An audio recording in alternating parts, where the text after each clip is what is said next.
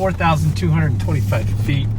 It's 11:49. We just passed out of Cle Elum, and we are heading up to the top of, we don't know, but we're heading to the top to try to get some views so we can chill out tonight, cook some good food, and tomorrow we're gonna head down and go fishing.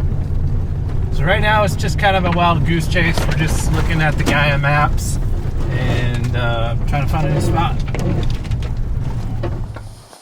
My truck's really cool. Yo, we made it up here. None of your business where it's at. You don't need to know. But we did make it up here. Original spot we couldn't make it. There's big old trees across the road, but I think this is decent. Gonna get camp set up, have some beers, relax, make some good food, and probably have a fire. See you in a bit. I just need a piece of wood to dry.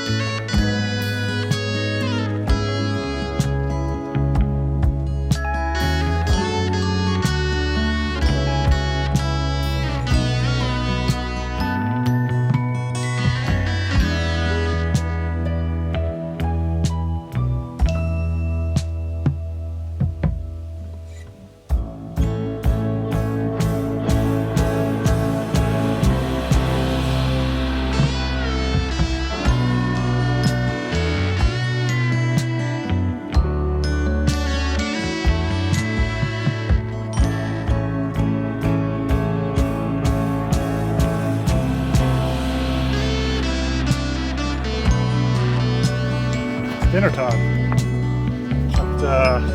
Chicken Caesar. Little lobster pasta.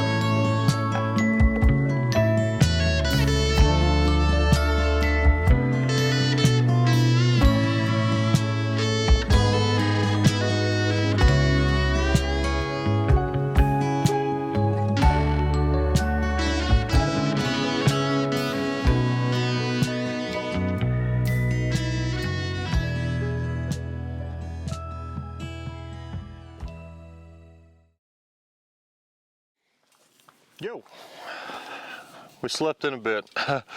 It's 8:30. We are gonna pack up, head down the river, find a camp spot, and do a bunch of fly fishing. It was a good night. Made killer food. Miguel almost died last night because he left his heater on.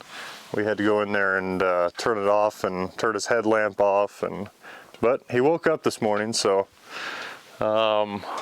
good spot. Not the sunrise we were looking for, but you know, still it's not too bad. 9 o'clock, just got camp packed up, heading down to do a little fly fishing and chase some spawning browns, hopefully.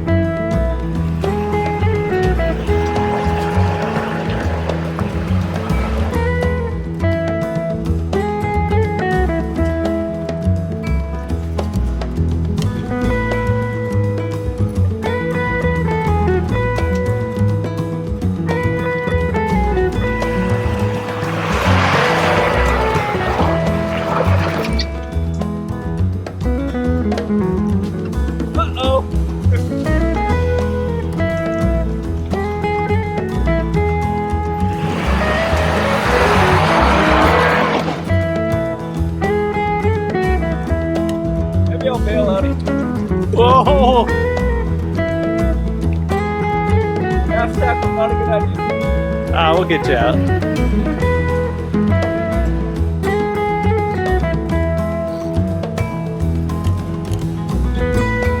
Just pull the winch out. Yeah. Look, you want to spot him out?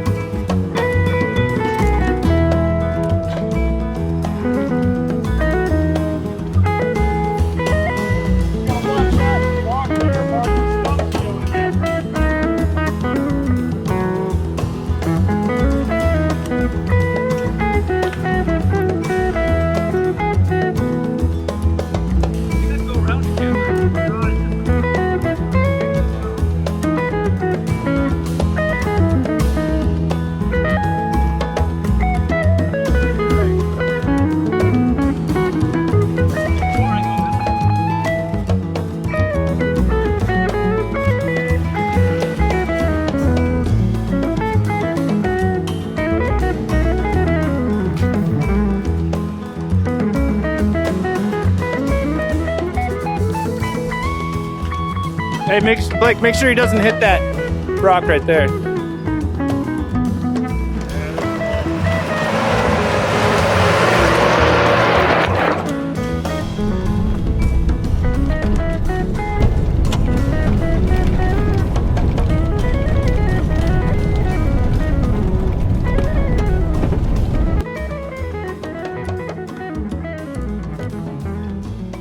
we're gonna go check the next open spot and see if we can sneak about some fish and see if there's anything up this high in the system.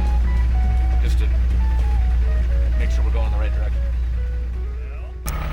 Okay, so Mark and Blake are gonna go up the stream, see if they can find another spot where we can fish.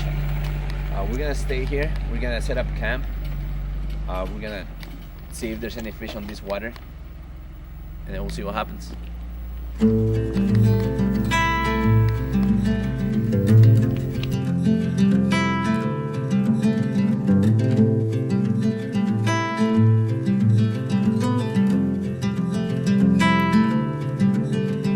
Close your eyes, hear the voice within calling. This heavy load got under your skin, hauling. You got the white knuckles holding on it tight, keeping your feelings bottled up inside. Heading for collision and denial. To really live, you gotta die. Breathe in, breathe out. Hey, come alive. Breathe in, breathe out. Look at the colors, colors, colors. Right.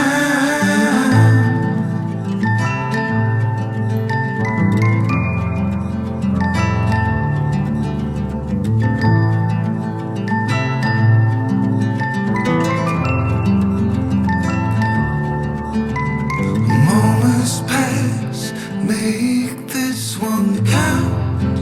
Untie, you're so good at dragging yourself down. Why? Well, there ain't much time left to figure things out.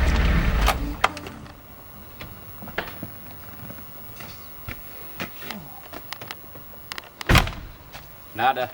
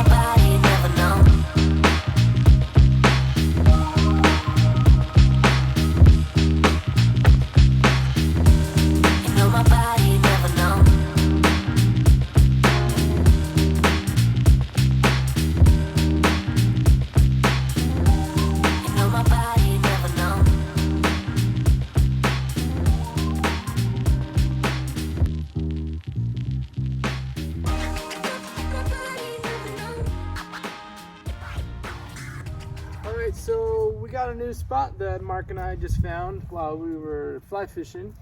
He's heading off to go get the boys, and we're gonna set up shop here. So, yeah, I'm excited.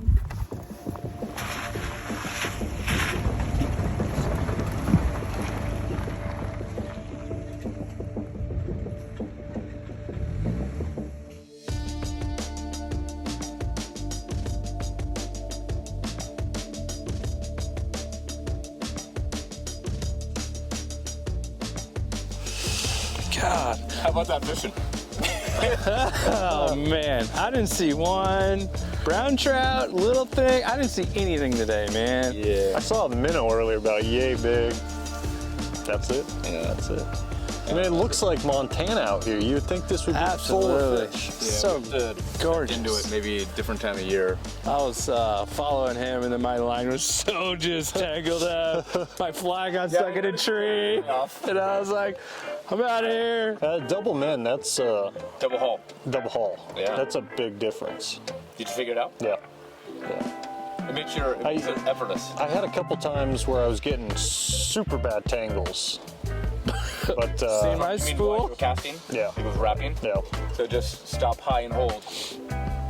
Right? So right. what happens is when your the rod tip goes in an arc, or the fly line follows it, and then it will wrap itself around. All right. So it's that straight plane. Remember, you want your fly rod to go straight as possible, as long as possible. Usually what starts is it catches it in between the fly line and the leader. That little knot there, and I think maybe I'll try and get a welded one. But I seem, whenever I get tangled, it's always involving that. Yeah. It starts there, it catches it, Right. and then it wraps around itself, and it's a mess. Right? Yeah, and you need to, I was watching you cast, and you can pause, you can wait a little longer before you start your back cast, or a little longer before you start your forward cast. Okay. So that way, that fly will, when your fly's here and you start coming back, it tends to whip it around. Yep. So if you stop and let it roll all the way out, and then you come forward, Give it's it a gonna little be more straight. time to build. For that. And then the roll cast. I've watched so many videos on it. So I know you're pulling straight back, you're creating that D, right? Well, you come here, I come around and forward. Huh. Right? And so it's, remember, every cast, no matter what cast you want, spit casting, roll casting, overhand, steeple cast, everything, it always ends the same. It always has to stop and here. So your idea on a roll cast isn't to do anything out here, it's to stop back casting and use the water load, but you're still here, even though the line's out in front of you. I always feel like I'm trying, I get it back here, and as soon as I start, I feel like I just overpower it, and I'm trying to whip That it. haul that I taught you today will definitely help you with your roll cast. So when you bring the fly rod back, have your hand on the line, just like we were talking about. Come here. You're right in your normal casting position at this point, and then pull down with that left hand, and that's that forward haul. So that's my problem, is I'm not hauling as I'm moving forward on a I roll have a harder cast. time roll casting than I do overhand. Yeah. Some people can cast it just as far, but get that haul on the forward there that we were working on today, and stop. Just like it's just a normal cast at that point. Right. Doesn't matter how you load the rod, but you're coming back, and you're loading that rod from here with the fly line here in the water, and then. Gotcha. We should do a fire. You guys scared of a fire? Or too much work? It's a lot of work. Well, you never do anything. You just I run around and film. take pictures. Take pictures. So okay, if we can find. We can find my light right we can here. find- Oh, right here. Hey, if we can find a couple of the big, the nice size lugs like last night, right away. If we find that, we'll do one because we can find the little stuff. There's one right there. That's too big. Look at the other one on the other side. Okay. That's a good size. Yeah, that's not. Splittable too. Ooh, yeah. Some dryness. This looks good. I mean, realistically, if we could get, Like this right here. if we could calm Miguel into doing like 3 chunks of this. Oh, that's a really good. That's a really good size. What's that? I'm filming today. Look at that one, Mark. Yeah, I'm not coming out of the. No, this one is. We can pull this one out. Short and then split it. God, that thing is naughty too. Yeah, but it looks. It's It'd wet. be great, but we'd have to cut It's it like wet. here and split it. All right. Okay, let's keep looking. That's nice, but it's too big. sound to the left.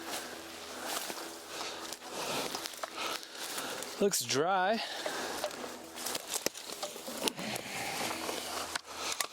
Oh yeah, it's already splitting here. Huh? It's already splitting through there. Ooh, gotta watch that. Just wanna see if it's worth it. Yeah, That's pretty dry, I think. it's dry. It's gonna fall. Mark's gonna bring the axe.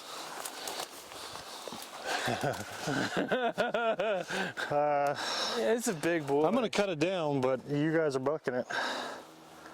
I'll cut it down, you bucket. No. Rock, paper, scissors. No. I'm just not gonna do it. So if I cut this down, you guys gotta agree that you're processing this wood. Mark, are you gonna help process this wood? Nope. He just said no.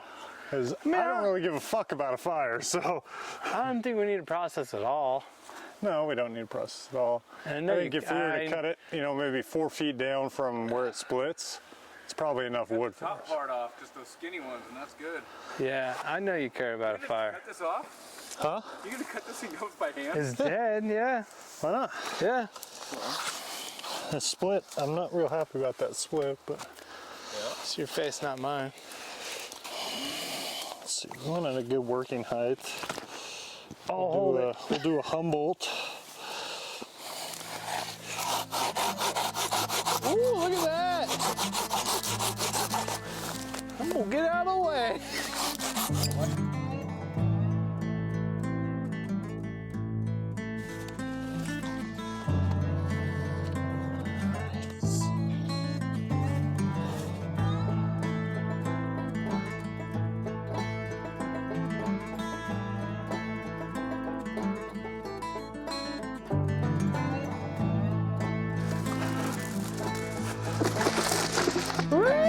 Nice work, John.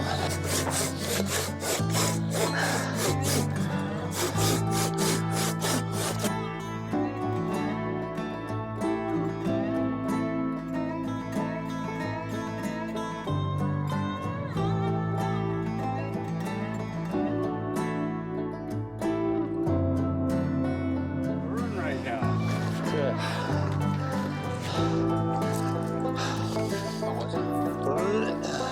Yeah, really good. Oh boy. Easy boy.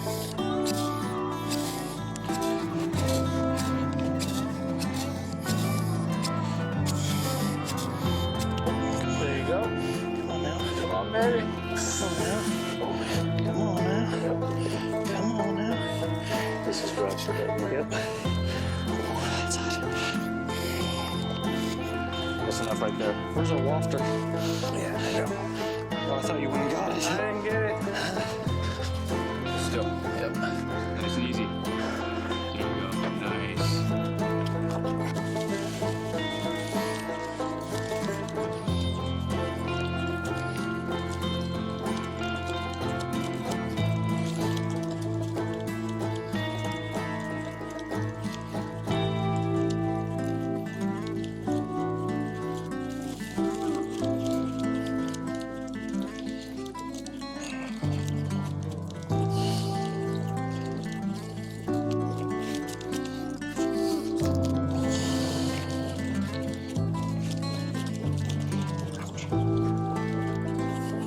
Whip it, Scott. Get it. Yes, I'm on.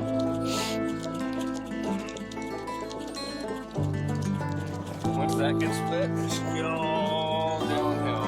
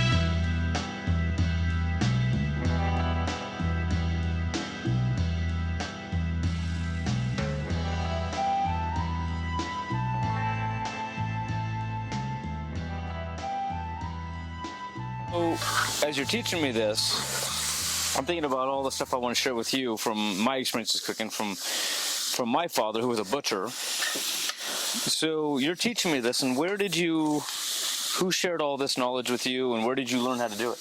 Like, what was the deal? Like, what gave you the love of cooking, and who taught you the techniques? To be honest, I really don't know where I get it from, but I just know that I love to cook. And when I'm fixing anything that I'm fixing for myself, I just take my time and prepare it to the way I want it to taste. Right. But when people tell me that I'm not good at cooking, I just say that means you don't like to. Because that's all it takes is if you like to do it, you'll keep practicing and learning and figuring out what you like. Yeah, I mean, I just like to put things together and see what it tastes like. Oh, look at the chorizo. Wow. But a lot of this I've been learning throughout the years, getting together with all my cousins and my family. I don't pretend to be the cook in my family. Like all my cousins and uncles, because I am no cook against them. Yeah, well, they know how to cook. Well, I've had your cooking. It's pretty good. Salud. Here's my friend. Thanks for sharing your knowledge on this.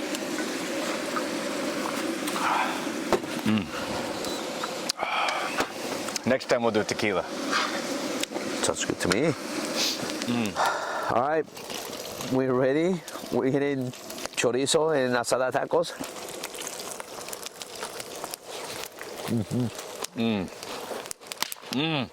Oh my God.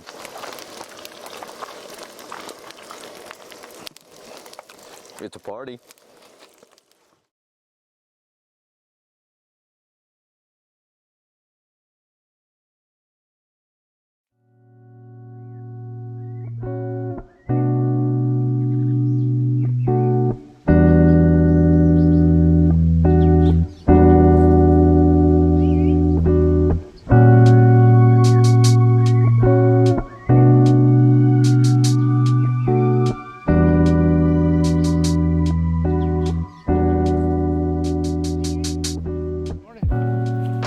About 8:30, just heading back from a photo shoot, and I'm gonna pack up and head home. Thanks for watching Adventure the Venture, Volume 9. See you till next time.